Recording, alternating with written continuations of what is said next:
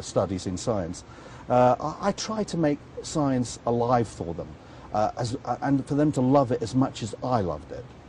And I think I managed quite a while. And I was always trying to do these extracurricular activities after school. I formed a science club where children who would normally wait for their parents to come home, or they'd get a takeaway meal or something, and they'd come to the science club.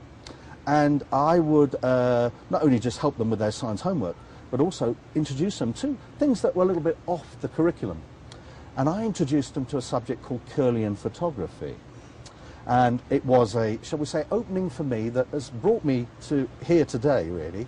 And it started with Kirlian photography. And I must give credit to Semyon and Valentina Kirlian from the Ukraine, who were the inventors of the system. Now, some people say that before them, Tesla had noticed the effect, and we must give credit there too.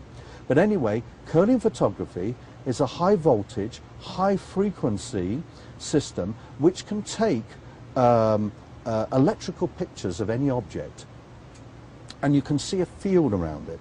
In fact, Semyon Kirlian was an electrical engineer, and he was asked to service some high voltage electricity in Russia, and his hands strayed into the field of a transformer that should have been switched off, and he noticed a glow around his hands, and he was just fascinated by this effect. And he made a home device, and from that time their legend was set in motion. And I made a little device. I must mention the book. It's it can still be got, I believe, on the internet. It's called Psychic Discoveries Behind the Iron Curtain, yes, by Ostrander and Schroeder, a classic. Yes. And it brought Kirlian photography for the first time to the West. There were schematic diagrams in the back of the book that any scientist or someone with engineering skills could follow. I set up a Kirlian camera for the kids, curiosity mainly, and mine, and we started with the phantom leaf effect. And we started, there's a phenomenal effect. I showed them in my presentation yesterday, the leaves, where you can remove leaves from a plant. I've discovered that should be organically grown, and you can see where you've removed the leaves, the phantom image of where the energy, the physical leaf was. And I believe, and the Kirlians believe, that it was some kind of subatomic energy field matrix on which the physical molecules were formed. I later took it further with my PIP system, which is the development all those years ago of Kirlian photography, but now it's computer-based, and instead of using electrons and electric fields, it uses light photons to show the effect. But basically, I've even been able to show phantom limbs. I was just going to ask you about phantom arms, limbs. and things of human beings, of course. Well, in fact, some of what you show is truly stunning. I'm so grateful to be able to be sitting here with you, because this is the real bridge between the worlds. The people that say, "Show me." Seeing Absolutely. is believing. The world of energy, the world of I thought went through a and stage healing. in my development when I was at university, being, shall we say, embracing the scientific logic of going through that phase where I dismissed things I was interested in, like the psychic and the paranormal, because the reproducibility was a problem. But the very fact that little squirrel, yes, that was here earlier, yes, if you put him in a Faraday cage, all screened and wired up to electrodes and things, and asked him to act like he's just done normal, to repeat his behavior and repeat the experiment, it would be impossible for him to do. And that is a characteristic of nature, you know? And we human beings are putting things into test tubes and Petri dishes for reproducibility and everything, but that's not how nature does it. And this has taken me all these years to get back to the way how nature thinks. God created nature, in my opinion, of course. yes. And so you're now showing all of the elements of nature that are normally veiled from the human eyes, because we're not able yet to see into these subtle realms. You can, now you personally, can you personally see into the subtle realms? No, just I your can't. equipment sees, but your I equipment have been sees it. blessed with that, as one clairvoyant mystic told me.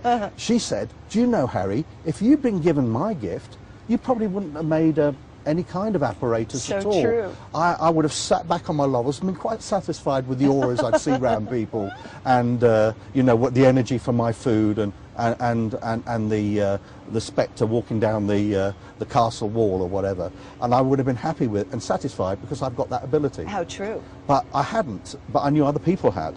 So I got modern technology to a state where it could photograph that, it could record it, and although you know, I can't, where I was in Gettysburg last year, I probably, if I went back to Gettysburg again, I wouldn't be able to record exactly the same phenomena, but it will record phenomena. And will you talk about Gettysburg for a moment? I would be delighted. Fascinating. In fact, I'm hoping, I might, by the way, with the invite of Dr. Brian Daly, who I believe you might be speaking to later. Yes. Who was my co-presenter here at iSIMS. And Dr. Daly is the most wonderful physician. In fact, he won the top physician of the ward of United States 2 years running, I believe. Amazing and that's the man. caliber of scientist that I'm working with here in the United States, which I'm greatly privileged to be doing. Talk about what happened when you went to Gettysburg. Certainly. Well, we decided that we would go to some of the old battlefield sites, obviously, and we were panning around with our equipment, and I caught on film what looks like a soldier holding a rifle in what looks like a uniform of that time period. We also got near a barn, which was supposed to have been a Union hospital at the time of Gettysburg's battle, used as an emergency hospital. And we saw two soldier figures in hats near that particular structure.